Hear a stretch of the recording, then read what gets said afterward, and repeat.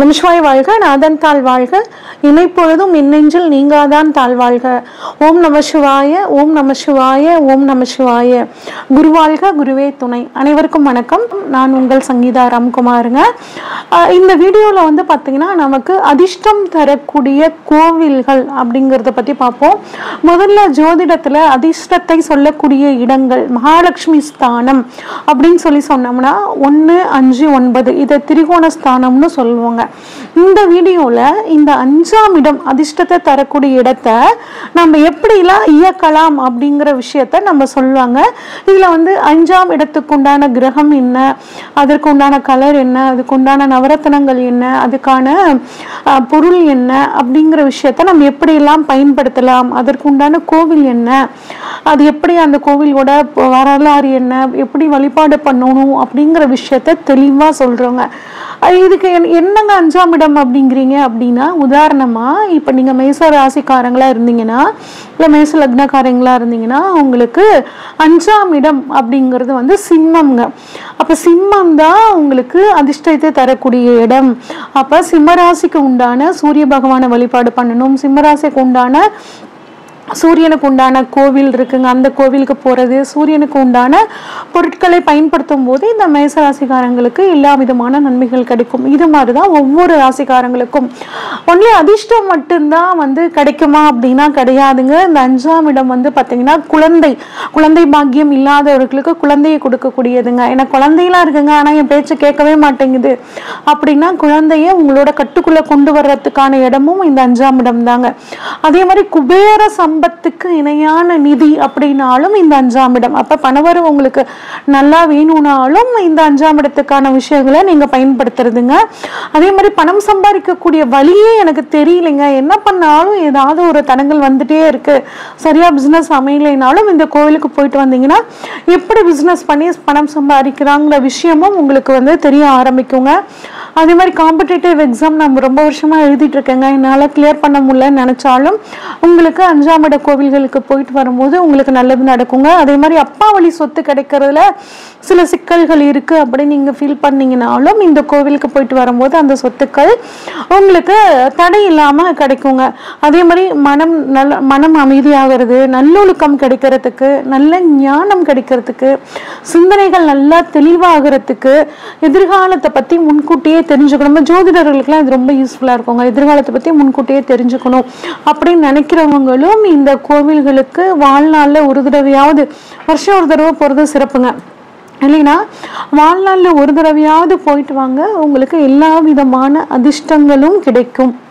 இப்போ வரிசையாக ஒவ்வொரு ராசிக்கும் பார்ப்போம். மீனராசிக்காரங்களுக்கு அதிர்ஷ்டம் தரக்கூடிய கோவில்கள் விஷயங்களை நம்ம பார்ப்போங்க. மீனராசியை பொறுத்த வரைக்குங்க உங்களுக்கு அதிர்ஷ்டம் தரக்கூடிய 5ஆம் இடமா வந்து பார்த்தீங்கன்னா கடகம் வருதுங்க. இந்த கடகம் வந்து பார்த்தீங்கன்னா சந்திரன் அதிபதியாக வரனால சந்திரனுக்கு உண்டான விஷயங்களை நீங்கள் பயன்படுத்தும் போது உங்களுக்கு எல்லா விதமான அதிர்ஷ்டங்களும் நன்மைகளும் கிடைக்கும். சந்திர பகவானுக்கு உண்டானது அப்படின்னா ஒயிட் கலருங்க. அதிகமாக ஒயிட் கலர் நீங்கள் வந்து முக்கியமான விஷயங்களுக்கு போகும்போது பயன்படுத்திக்கிறது ரொம்பவே சிறப்புங்க. அது மட்டும் இல்லாம சந்திரனுக்கு உண்டானது ஈயம் அப்படின்னு சொல்லுவோம், ஈய பாத்திரம் சொல்லுவோம் இல்லைங்க, ஈய பாத்திரம் பயன்படுத்துறது நல்லதுங்க. சந்திரனுக்கு உண்டான நவரத்னம் அப்படின்னு பார்த்தா முத்துங்க. அதனால முத்தை வந்து பயன்படுத்திக்கிறதும், முத்துக்கு உபரத்தனமான சந்திரகாந்த கல்லை பயன்படுத்திக்கிறது ரொம்பவே சிறப்புங்க. வாழ்நாளில் அதாவது தினமும் ஒரு அரை மணி நேரமாவது இந்த மீனராசிக்காரங்க நிலா வெளிச்சத்துல இருக்கிறதும் ரொம்பவே சிறப்புங்க. இந்த மீனராசிக்கு அதிர்ஷ்டம் தரக்கூடிய கோவில் அப்படின்னா கடகத்துக்கு உண்டான கோவில் கற்கடகேஸ்வரர் கோவிலுங்க. இது வந்து திருந்தேவன்குடி அப்படிங்கிற ஒரு ஊர்ல இருக்கக்கூடியதுங்க. இது தஞ்சாவூர் டிஸ்ட்ரிக்ட்ல இருக்குங்க. திருவிடைமருதூர் பக்கத்துல இருக்கக்கூடிய ஒரு கோவிலுங்க. இங்க மூலவர் வந்து கற்கடகேஸ்வரர், உற்சவர் வந்து பாத்தீங்கன்னா சோமஸ்கந்தர். எந்த கோவிலும் இல்லாத ஒரு சிறப்பு வந்து பாத்தீங்கன்னா இங்க சிவபெருமானுக்கு 2 நாயகிகள், இந்த தாய் தாயார்கள் இருக்காங்கங்க. அது என்ன அப்படின்னு பார்த்தோம்னா, ஒன்று வந்து அபூர்வ நாயகி, கோயிலோட பிரகாரத்துக்கு வெளியே வந்து பார்த்தீங்கன்னா அருமருந்து நாயகி அப்படின்னு சொல்லிட்டு 2 அம்மன் வந்து இந்த கோவிலில் இருக்கிறது சிறப்புங்க.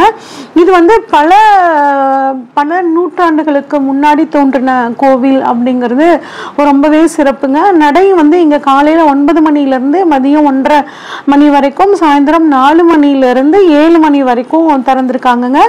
இங்கே வந்து முக்கியமான சிறப்பு அப்படிங்கும் போது சிவராத்திரி பூஜை, திருக்கார்த்திகை விழா வந்து ரொம்ப சிறப்பாக கொண்டாடுறாங்கங்க. அது மட்டும் இல்லாமல் இது வந்து ஒரு அற்புதமான பாடல் பெற்ற ஸ்தலங்க.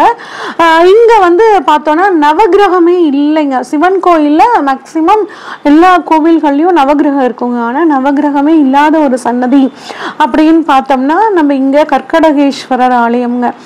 இதுக்குன்னு ஒரு ஸ்தல வரலாறு இருக்குங்க. ஒரு தடவை பார்த்தீங்கன்னா ஒரு காலத்தில் துர்வச முனிவர் அப்படிங்கிற ஒரு முனிவருங்க சிவனை வந்து இந்த இடத்துல வழிபாடு பண்ணி பூஜை பண்ணிட்டு இருந்தாரு. அப்போ ஒரு கந்தர்வன் வந்து ஆகாயத்தில் இருந்து இவரை பார்த்துட்டு இவரை வந்து ரொம்ப கேலி பண்ணிக்கிட்டே இருந்திருக்காரு, தவம் செய்ய விடாம, பூஜை பண்ண விடாம. அதுவும் வந்து பார்த்தீங்கன்னா இவர் வந்து ஒரு நண்டு வடிவத்தில் இருக்கிற மாதிரி கிண்டல் வந்து பண்றாரு. நீங்க வந்து நண்டு மாதிரி ஊர்ந்து போறீங்க, நீங்க வந்து நண்டு வடிவத்தில் இருக்கீங்க அப்படின்னு சொல்லி உருவ கேலி வந்து செய்யறாரு. இதனால வந்து துர்வச முனிவர் வந்து கோபத்துல அந்த கந்தர்வனை வந்து சபிச்சிடுறாரு. அப்ப கந்தர்வர் வந்து தன்னோட தப்பை உணர்ந்து துர்வச முனிவர்கிட்ட வேண்டிக்கிறாரு, எனக்கு வந்து இந்த சாபத்துல இருந்து என்னவா சபிக்கிறார் அப்படின்னா, நீ நண்டு மாதிரி ஆயிடுவ, என்னை வந்து நண்டுன்னு சொன்னீங்களா, அதனால நீயும் நண்டாவே மாறிடு அப்படின்னு சொல்லிட்டு சாபம் கொடுத்துட்றாரு. அதனால இந்த கந்தர்வன் வந்து மனம் வந்து வருந்தி துர்வச முனிவர்கிட்ட வந்து எனக்கு சாப விமோச்சனம் கொடுங்க அப்படின்னு சொல்லி கேட்கும் போது, இது என்னால் தர முடியாது, நீ இங்கே இருக்கக்கூடிய சிவனை வந்து நீ வழிபாடு பண்ண, அவர் வந்து உன்னை ஆட்கொண்டு இந்த சாபத்திலிருந்து விமோச்சனம் கொடுப்பார் அப்படின்னு சொல்லி சொல்றாரு துர்வச முனிவர். அப்புறம் இந்த கந்தர்வனும் வந்து பார்த்தீங்கன்னா நண்டு வடிவத்தில் அங்கே வந்து சிவனை நோக்கி தவம் பண்ணுறாங்க. அப்போ சிவனும் வந்து ஒரு காலத்தில் இவருக்கு அந்த கந்தர்வனுக்கு நண்டு வடிவத்தில் இருக்கக்கூடிய அந்த கந்தர்வனுக்கு காட்சி கொடுத்து தன்னோட சேர்த்து ஐக்கியமாக்கிக்கிறார். இங்கே இருக்கக்கூடிய சிவபெருமானோட அந்த உருவத்தில் வந்து பார்த்தீங்கன்னா நண்டோட வடிவமும் வந்து இங்கே இருக்குங்க. இதுதான் வந்து அந்த கற்கடகேஸ்வரர் அப்படிங்கிற அந்த பேர் வந்து அந்த தெய்வத்துக்கு வந்திருக்கு. அது மட்டும் இல்லாமல் இந்திரன் ஒரு தடவை வந்து பார்த்தீங்கன்னா தன்னோட கர்வத்தால் கொஞ்சம் மோசமாக நடந்துக்கிறாரு. அந்த சமயத்தில் அவருக்கு சாபம் கிடைச்சிருது. அந்த சாபத்தை நீக்கிக்கிறதுக்காகவும் இங்கே வந்து தவம் செஞ்சதாகவும் இறைவனை அடைந்ததாகவும் இங்கே இருக்கக்கூடிய வரலாறு சொல்லுதுங்க.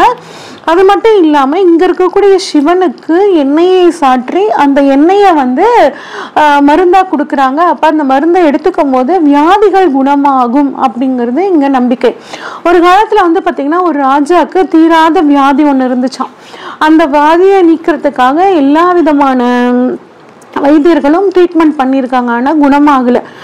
ஒரு தடவை வந்து பார்த்தீங்கன்னா ஒரு மனைவியும் கணவனுமாக சேர்ந்து வைத்தியர்கள்னு சொல்லிட்டு 2 பேர் அரசவைக்கு வந்து ராஜாவை பார்க்குறாங்க. பார்த்துட்டு அவங்க கொடுக்குற மருந்தால் அந்த ராஜாவும் வந்து குணமாயிடுறாரு. குணமானதுக்கப்புறம் உங்களுக்கு வந்து நீங்கள் இங்கேயே இருங்க, எங்களோட அரச வைத்தியராக இருந்துக்கோங்க அப்படின்னு சொல்லி கேட்கும் போது இவங்க 2 பேரும் ஒத்துக்க மாட்டாங்க, இந்த கணவன் மனைவியும். இதனால என்னோட பரிசு பொருளாவது வாங்கிக்குங்க அப்படின்னு ராஜா கெஞ்சுறாரு. அதையும் இவங்க வந்து வாங்கிக்க மாட்டாங்க. அதனால உங்களுக்கு என்ன வேணும் சொல்லுங்க, நான் செஞ்சே தீரணும் அப்படின்னு ரொம்ப கடவுள் அந்த ராஜா வந்து ரெக்வஸ்ட் பண்ணி கேட்கறனால இந்த வைத்திய தம்பதிகள் என்ன சொல்றாங்கன்னா, எங்க கூட வாங்கன்னு சொல்லி கூட்டிட்டு போறாங்க. அங்க கூட்டு போயிட்டு இந்த இடத்துல வந்து ஒரு கோவில் கட்டுங்க சிவனுக்கு அப்படின்னு சொல்லிட்டு அந்த லிங்கம் வந்து சுயம்பு லிங்கமா இருக்கு, அங்க கோயில் கட்ட வைக்கிறாங்க. இதுதான் வந்து அந்த கோயில் வந்து கட்டப்பட்ட விதம்ங்க. இவ்வளவு சிறப்பான கோவிலுங்க. இங்க நிறைய வியாதிகளுக்கு தீர்வு கிடைக்குது. படிக்கக்கூடிய மாணவர்களுக்காகவும் இங்க வந்து சிறப்பு பூஜைகள் நடக்குதுங்க. இவ்வளவு சிறப்பான இந்த கோயிலுக்கு மீனவாசிக்காரங்க தன்னோட வாழ்நாள்ல ஒரு தடவையாவது போயிட்டு வரும்போது உங்களுக்கு எல்லா விதமான அதிர்ஷ்ட வாய்ப்புகளும் கிடைக்கும். இது வரைக்கும் ஒவ்வொரு ராசிக்கும் நம்ம எந்த கோவில்களுக்கு போகலாம், என்ன மாதிரி பொருட்களை பயன்படுத்தும் போது நமக்கு அதிர்ஷ்டம் கிடைக்கும் அப்படிங்கிறத பார்த்தோங்க. இந்த அதிர்ஷ்டம் தரக்கூடிய கோவில்களுக்கு நம்ம அப்படியே போயிடலாமா அப்படின்னா, உங்கள் ஜாதகத்தில் அந்த கிரகம் எப்படி வலுவாக இருக்கா அப்படின்னு சொல்லி பார்க்கணும். 5ஆம் அதிபதி உங்களுக்கு ஆட்சியாக இருக்காரா, உச்சமாக இருக்காரா, நல்ல வலிமையாக இருக்கிற பட்சத்தில் நீங்கள் தாராளமாக அந்த கோவிலுக்கு உடனடியாக போகலாம்.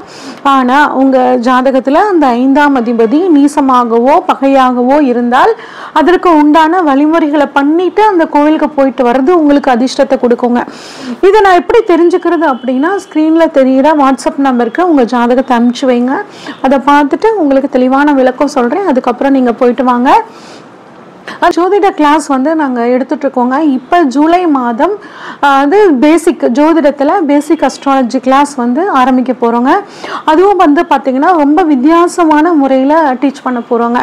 இன்ட்ராக்டிவ் ஒயிட் போர்ட் பேனலை வச்சு தெளிவாக கிரகங்கள் எல்லாம் உங்களுக்கு காமிச்சு அது எப்படியெல்லாம் இயங்கும் அப்படிங்கிறத ஒரு மாடர்ன் டெக்னாலஜியை யூஸ் பண்ணி முதல் முறையாக ஐ திங்க் ஸோ உங்களுக்கு சொல்லித்தர போகிறேங்க.